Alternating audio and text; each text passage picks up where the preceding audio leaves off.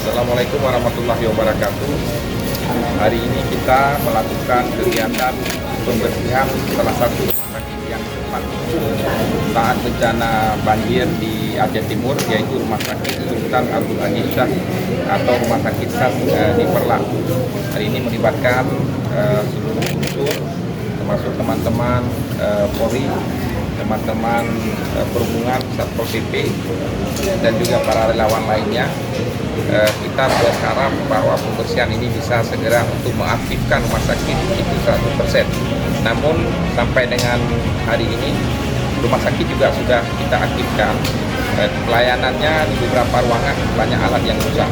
Nah, untuk alat-alat yang rusak sudah didata, kemudian akan kita usulkan termasuk di Kementerian Kesehatan supaya segera bisa disalurkan alat-alat kesehatan yang rusak untuk mendukung pelayanan secara prima di rumah sakit SAS Perlak. Nah, hanya satu rumah sakit yang sudah normal dan aktif 100%, yaitu Rumah Sakit Jubir Makmur. Memang sejak banjir Aceh Timur, Jubir Makmur itu sudah aktif, bahkan kita sempat melayani pasien dari Aceh Tamiang, dari Langsa, dan juga dari Aceh Utara.